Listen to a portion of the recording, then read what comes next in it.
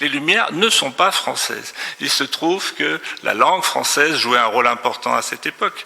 Mais le mouvement des Lumières a toujours été un mouvement international, transnational, dont l'idéal profond est le cosmopolitisme. La notion de lumière est venue finalement nommer ce que dans la seconde partie du XVIIIe siècle on appelait la philosophie et le courant des encyclopédistes. Il y a une dimension qui n'existait pas auparavant au sein de la République des Lettres, qui n'existait pas parmi ceux qu'on appelle parfois les libertins érudits, c'est la dimension sociale, la volonté de transformer la société.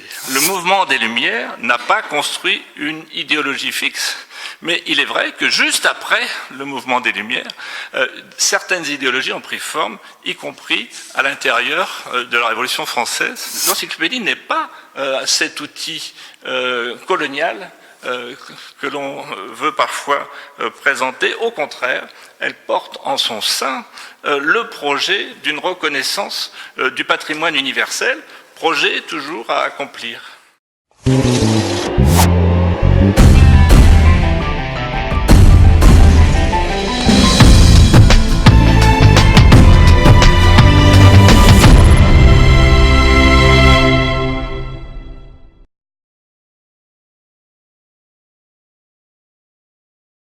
شكرا أستاذ ناجي. Bon, professeur Naji El-Hourimi, elle était fidèle à sa lignée critique concernant Ibn Khaldoun. Alors, elle a pris en contre-pied tous les travaux, toutes les recherches, toute la littérature khaldounienne, soit orientaliste ou arabe, qui ont beaucoup glorifié Ibn Khaldoun en le considérant comme source de lumière, de la sociologie moderne, de l'histoire, de l'histoire politique aussi, et de la philosophie de l'histoire, voire le plus grave aux yeux de professeur Hourimi, c'est considérer Ibn Khaldoun dans les encyclopédies qui sont des outils de travail, tout ça, entre les mains de chercheurs, hein, qui est considéré comme le précédateur de Hegel, par exemple, sur la question de la dialectique de l'histoire. Et les Marx,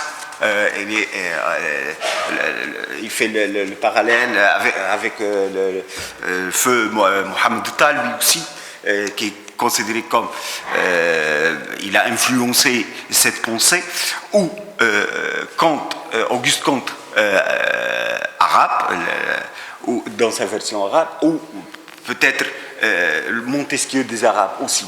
Donc elle a pris tout ça en contre-pied en s'appuyant sur l'analyse du discours essentiellement, dans une relecture disons, solide des textes d'Ibn Khaldoun pour, disons, l'analyse de ces récits. Donc, en passant par cette première partie, elle a évoqué un autre problème en s'appuyant sur Todorov essentiellement,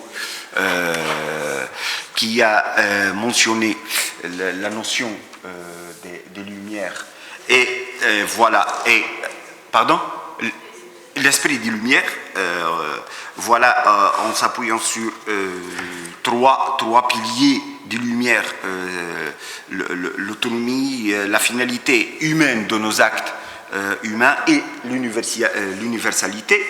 Donc, pour passer à la troisième partie de sa communication, qui insiste sur que le discours khaldounien, en analysant critiquement, elle a dit que ce discours-là vraiment prouve les limites de la rationalité dans ce discours. Et Ibn Khaldoun aussi insiste sur la finalité métaphysique des actes humains, donc il reste dans la sphère religieux, et aussi la primatie dans le discours khaldounien de la civilisation islamique par rapport aux autres civilisations, d'où la contradiction de l'esprit de lumière en général. Donc Ibn Khaldoun et son discours ne peut pas vraiment ni être parmi les sources de lumière, ni occidentale, ni arabe. C'est une vraie illusion et un danger. Donc il faut revoir tout ça.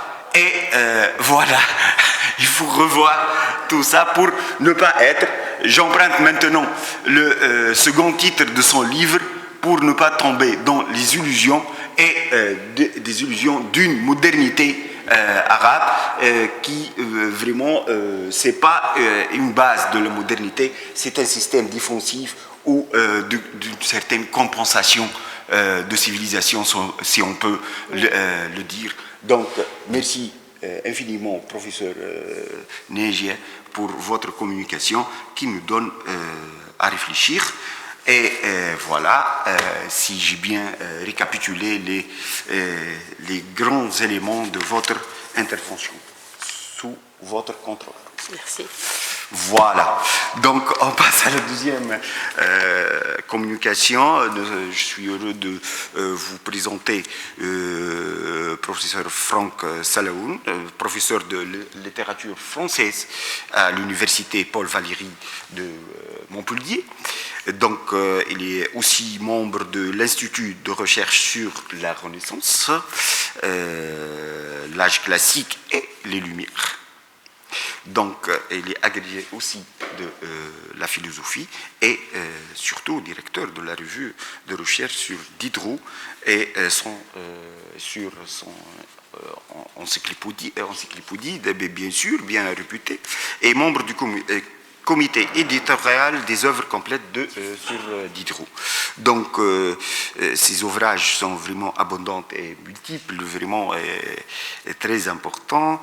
Donc, l'ordre des mœurs, essai sur la place du matérialisme dans la société française du XVIIIe siècle, 1734-1784, l'année c'est de Diderot, c'est pas vraiment au hasard cette date-là, donc, et l'autorité du discours, statut des textes et circulation des idées, et c'est très important ça, dans l'Europe des Lumières, les Lumières, une introduction, et on a besoin de ces introductions vraiment pour mieux connaître ces concepts, ces tendances.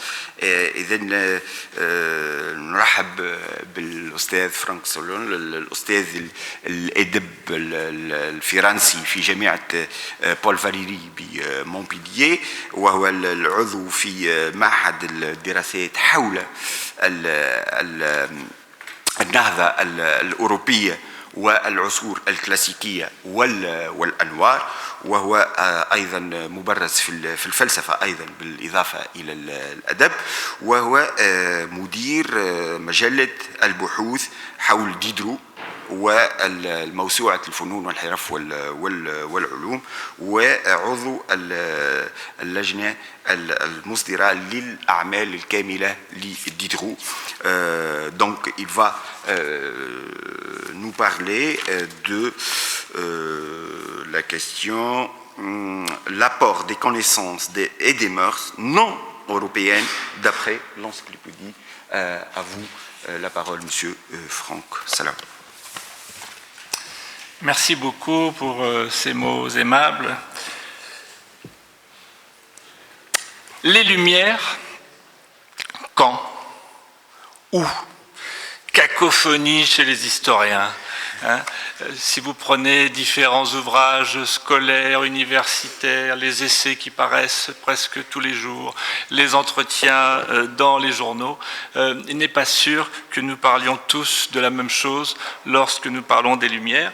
Et s'agissant, donc j'ai posé d'abord la question quand, s'agissant de la période, eh bien cela va d'une quarantaine d'années pour les uns à plusieurs siècles pour d'autres. Donc souvent 1 siècle et demi, 2 siècles, et puis dans certains courants des études postcoloniales, on va jusqu'à l'arrivée de Christophe Colomb en Amérique du Sud. Donc c'est un premier constat qui pose tout de même un sérieux problème. Deuxième constat, où faut-il situer les Lumières? Et les deux questions sont liées, évidemment. Si on prend une période beaucoup plus large, l'aire géographique concernée n'est plus tout à fait la même. Alors, parmi ces grandes questions qui rendent la définition des Lumières compliquée, il y en a une qui est d'une brûlante actualité. C'est l'accusation de plus en plus fréquente, récurrente, selon laquelle le discours des Lumières, la pensée des Lumières, parfois l'expression employée est philosophie des Lumières, l'accusation selon laquelle cette philosophie serait finalement l'idéologie sous-jacente au colonialisme. Donc finalement, le colonialisme n'aurait eu qu'à se servir dans la boîte à outils intellectuelle fournie par les Lumières. Alors évidemment, toutes ces fresques sont intéressantes, elles permettent de vendre beaucoup de papier, mais il est bon parfois de revenir à des choses élémentaires. Par exemple, depuis quand parle-t-on des Lumières? Depuis quand emploie-t-on l'expression les Lumières, le siècle des Lumières, pour désigner une période? Et si on prend les choses sous cet angle-là, tout devient tout de même beaucoup plus facile à organiser. Alors, il se trouve que l'expression les Lumières en français est tardive.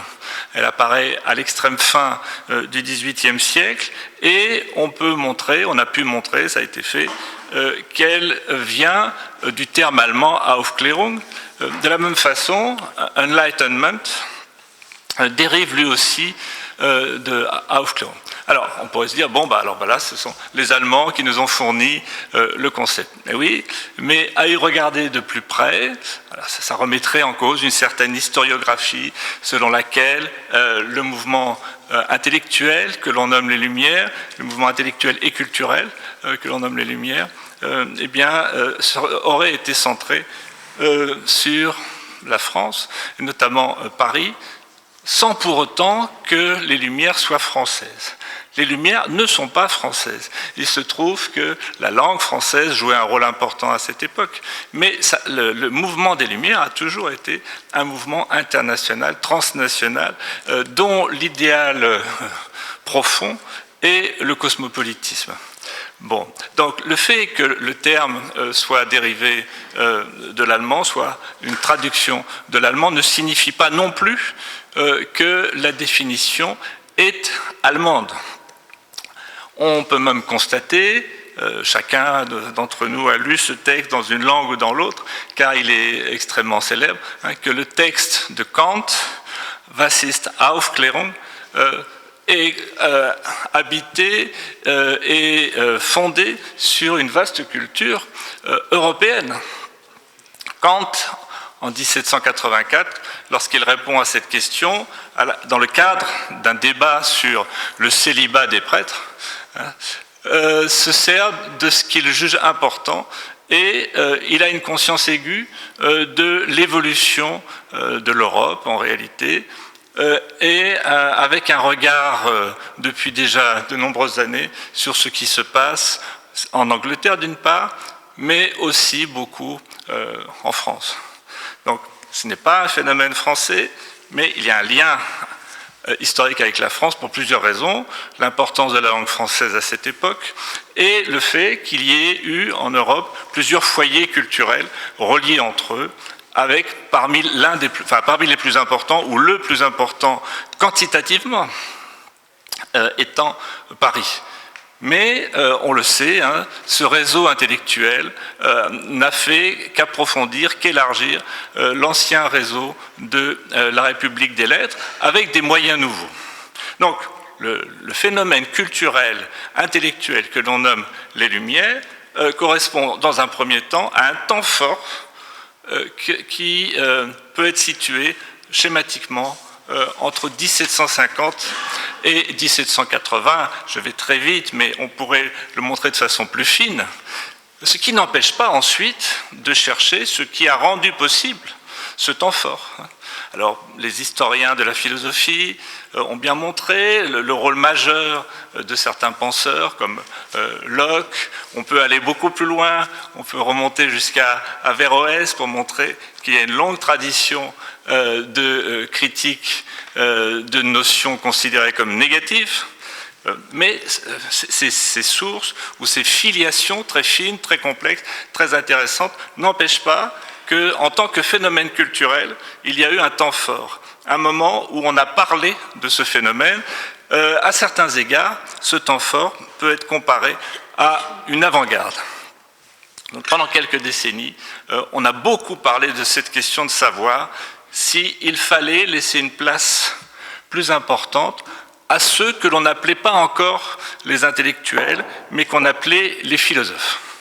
Donc, la notion de lumière est venue finalement nommer ce que dans la seconde partie du XVIIIe siècle, on appelait la philosophie et le courant des encyclopédistes. C'est pour ça que dans certaines langues, en anglais par exemple, on emploie le terme français les philosophes lorsqu'on désigne cette période, et en allemand, on parle des encyclopédistes français pour désigner ce courant culturel. Donc, bien que ça ne soit pas français, il y a un lien particulier avec une période et un espace. Alors, maintenant, la question se pose de savoir si ce qui s'est passé dans la seconde partie du XVIIIe siècle en Europe peut avoir une valeur au-delà de la seconde partie du XVIIIe siècle en Europe. Et, autre question, ce qui s'est passé dans la seconde partie du XVIIIe siècle en Europe, s'est-il produit ex nihilo, à partir de rien? Alors on a commencé à répondre, puisqu'il y a toutes sortes de sources, toutes sortes d'influences. Certains ont mis en avant le rôle très important des courants philosophiques matérialistes, athées, le rôle de Spinoza, donc on peut chercher toutes sortes de liens entre les ouvrages qui ont pris forme à cette époque. Il n'en demeure pas moins que le phénomène en question n'est pas un phénomène uniquement philosophique. Il implique aussi de nouvelles formes de sociabilité et des priorités, c'est-à-dire aussi un engagement social finalement. Il y a une dimension qui n'existait pas auparavant au sein de la République des lettres, qui n'existait pas parmi ceux qu'on appelle parfois les libertins érudits, c'est la dimension sociale, la volonté de transformer la société. Alors, est-ce que cette volonté de transformer la société, est-ce qu'elle est dépassée? Est-ce qu'elle était purement liée à ce moment historique? Est-ce que c'est une erreur de se référer encore à cette époque? Est-ce qu'en se référant à cette époque, eh bien, on contribue à installer une domination occidentale sur le reste du monde? Ce sont des questions très importantes, mais il ne faut pas tout mélanger. C'est-à-dire l'utilisation qu'on a pu faire au XIXe siècle, au XXe siècle ou encore aujourd'hui de certains auteurs, en les vulgarisant, en les enseignant de force, est bien autre chose que ce que ceux-ci ont tenté de faire à leur échelle. Et bien sûr, un penseur du XVIIIe siècle ne peut pas être transporté comme ça directement en 2019, et on ne peut pas le passer à la question en lui demandant ce qu'il faut faire pour réorganiser l'économie française, tunisienne ou autre. Il n'y a aucune raison pour que ça fonctionne. Donc la question mérite d'être prise sous un autre angle. Donc il me semble que, avant de parler de philosophie des Lumières au sens très large, et de rapporter des grandes évolutions historiques à une seule idéologie qui se serait imposée, en particulier dans les Amériques, et en particulier en Amérique latine, mais d'autres façons en Inde, à travers les Anglais, ou en Afrique du Nord, à cause des Français. Avant de faire ce lien, il faut tenir compte, bien sûr, de la pluralité des courants intellectuels. En réalité, les Lumières se sont formées par opposition à d'autres courants qui existaient déjà, et en particulier par opposition à la domination du théologique. Donc, ce simple rappel devrait empêcher de présenter la philosophie des Lumières comme l'idéologie sous-jacente du colonialisme, et du colonialisme actuel encore. Hein, car vous savez comme moi que le théologique, qui n'avait jamais disparu, a fait son grand retour. Et ça, ce n'est pas du tout conforme au mouvement des Lumières. Première constatation. Donc, l'une des questions qui se pose donc, c'est de savoir si un certain nombre de priorités, de concepts qui ont pu être discutés à cette époque par des gens qui n'étaient, pour la plupart d'entre eux, pas dogmatiques et qui n'étaient pas forcément d'accord entre eux. En réalité, Rousseau n'a pas les mêmes positions que Diderot, qui n'a pas exactement les mêmes positions que Voltaire, qui n'a pas exactement les mêmes positions que d'Holbach, lequel n'a pas non plus les mêmes positions que d'Alembert, etc. Donc c'est plutôt un espace de discussion finalement. Alors en faire une idéologie unifiée nous ferait perdre toute la richesse de ce phénomène intellectuel, culturel, que l'on nomme les Lumières. Alors l'une des questions qui se pose bien sûr, c'est celle de savoir si ces concepts, donc, ces mots d'ordre aussi, qui ont été mis en avant à cette époque, ont encore un intérêt, s'ils ont gardé un contenu, ou bien s'il faut s'en défier comme les supports d'une vaste illusion ou d'un discours qui font de la domination occidentale sur le reste du monde. Alors il me semble que l'une des façons de répondre, c'est de vérifier d'abord si la pluralité n'est pas déjà comprise dans les textes de cette époque, et en particulier dans l'encyclopédie, qu'on peut considérer comme l'un des textes les plus représentatifs du mouvement des Lumières. Alors, juste une précision, lorsque je fais allusion à cette façon d'englober les discours du temps dans une philosophie des Lumières, je pense à quelque chose de très précis. Hein. Ce sont les textes de certains grands penseurs des études postcoloniales et aussi décoloniales, hein, dans lesquels on retrouve, mais ça se comprend très bien, ce sont des grands points de repère, on retrouve presque systématiquement cette référence, hein, par exemple déjà chez Saïd, hein, mais aussi chez Medimbe, chez Baba, chez Chakravorty Spivak, chez d'autres encore, chez Mamadou Diouf, etc. On trouve très souvent cette référence à la philosophie des Lumières.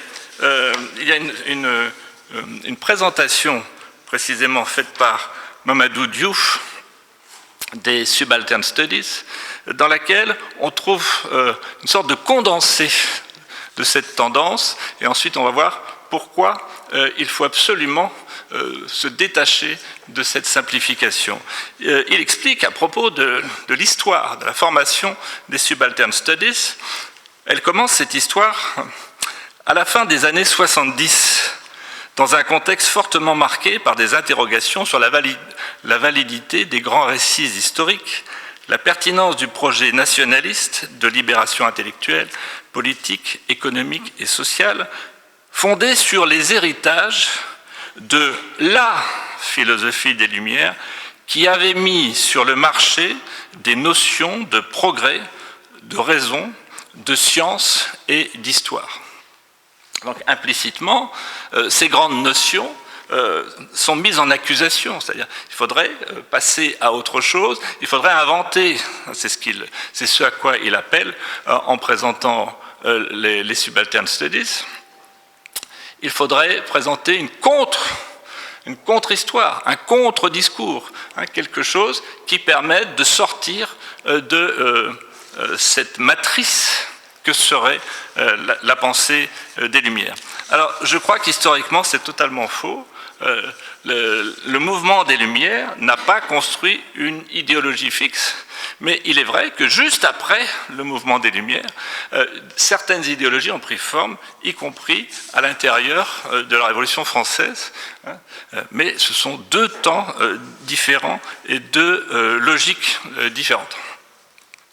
On peut le vérifier, le fait que les penseurs de la seconde partie du XVIIIe siècle, dont il ne faut pas non plus exagérer l'importance, il me semble que l'une des difficultés qui se présentent est liée à une confusion entre une approche de ce phénomène en tant que temps fort, pendant quelques années, quelque chose de particulier s'est produit, et on peut nommer ce mouvement les Lumières.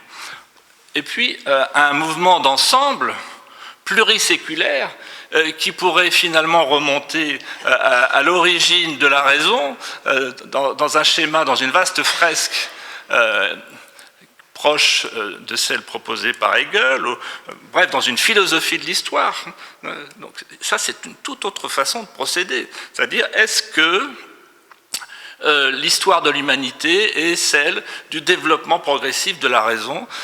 Ça serait une autre façon de définir les Lumières. Les Lumières, ce serait l'affirmation. Mais ce n'est pas, on ne parle pas de la même chose à ce moment-là. Hein.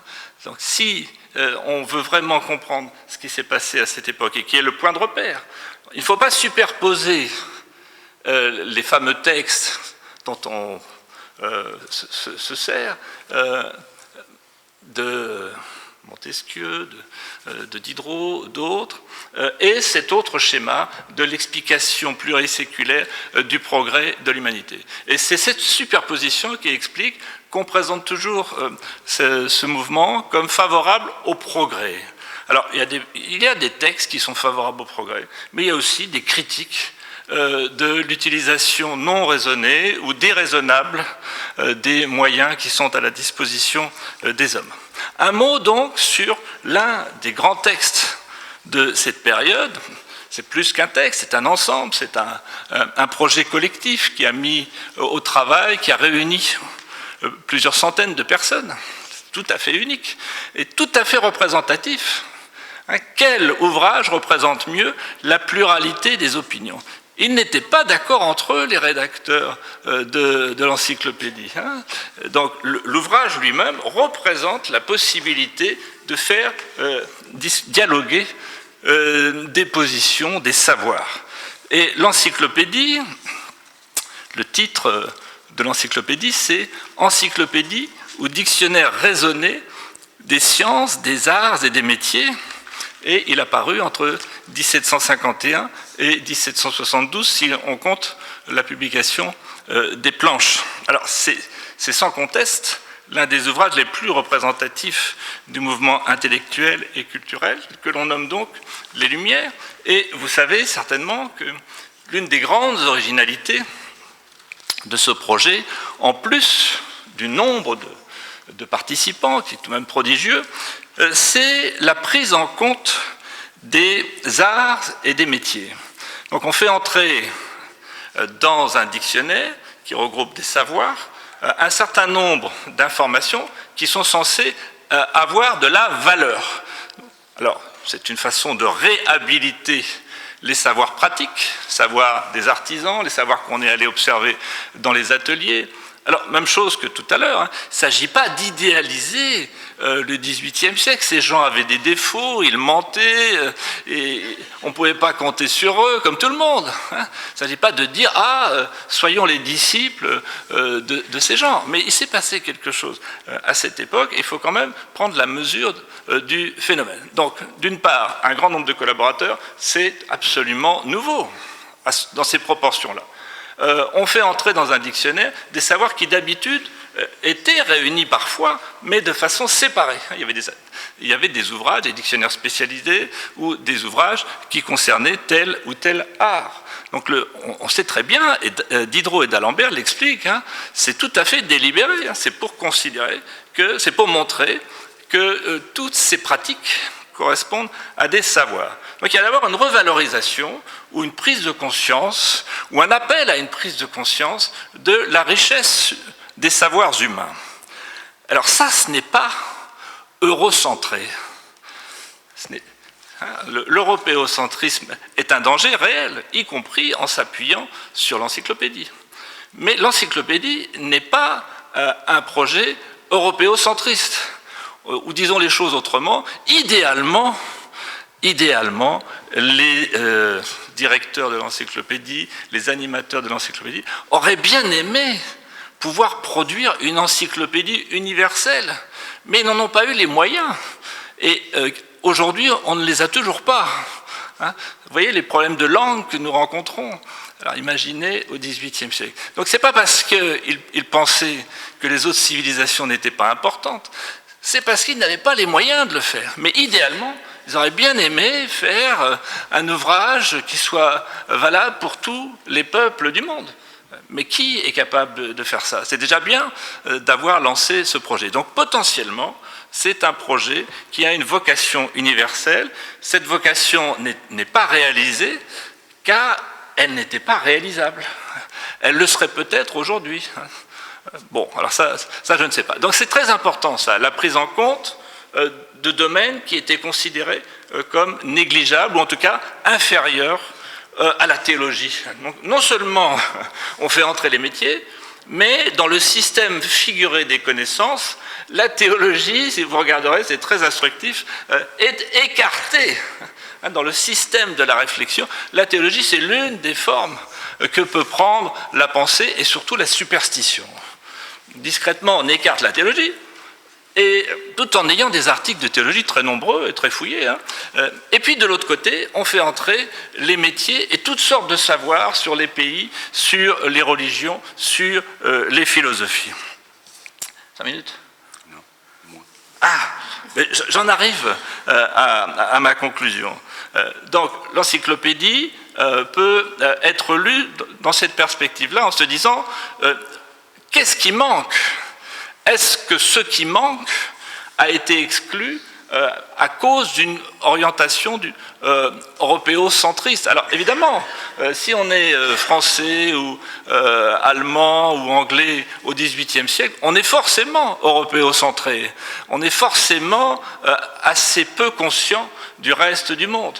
Mais ça ne veut pas dire que le projet est condamné à cet européocentrisme. Donc il faut, à mon avis, voir les choses plus comme une ouverture comme il n'y en avait jamais eu dans ce domaine. J'en viens à ma conclusion. Donc finalement, on peut considérer qu'un ouvrage comme l'encyclopédie, pour l'époque, il aurait fallu faire mieux. Et il aurait fallu laisser moins de stéréotypes concernant les différents pays. Il y a beaucoup de choses dans l'encyclopédie ou ailleurs qui continuent à colporter des stéréotypes, des choses très injustes sur les différents pays, et même aussi des jugements hiérarchisants concernant les groupes humains. Tout en ayant un article « Humaine espèce » dans lequel Diderot affirme que tous les hommes, quelle que soit leur couleur, etc., Diderot aussi a des préjugés.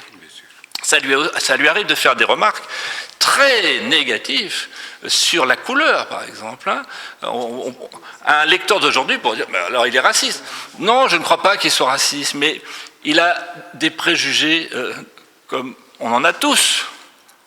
Mais pour l'époque, c'était certainement l'un des esprits les plus ouverts de son temps. Donc dans l'encyclopédie, on va trouver des articles qui montrent que la pensée chinoise ancienne était beaucoup plus éclairée que la pensée catholique française du XVIIIe siècle, que certains penseurs japonais aussi étaient beaucoup plus éclairés. Donc l'opposition va beaucoup plus se faire entre ceux qui sont favorables, qui permettent un plus grand partage des connaissances, et ceux, à l'inverse, qui veulent maintenir les individus et les groupes dans un état de domination intellectuelle à travers la superstition, à travers la limitation de l'éducation, du système éducatif. Donc c'est là que se situe l'opposition. Et potentiellement, eh bien, cette façon de considérer les cultures est susceptible de faire beaucoup plus de place aux cultures qui sont pourtant, ou qui étaient déjà, et qui sont toujours, ou qui peuvent l'être, aux cultures qui sont dominées. Donc l'encyclopédie n'est pas cet outil colonial que l'on veut parfois présenter. Au contraire, elle porte en son sein le projet d'une reconnaissance du patrimoine universel, projet toujours à accomplir. Voilà, merci. Merci.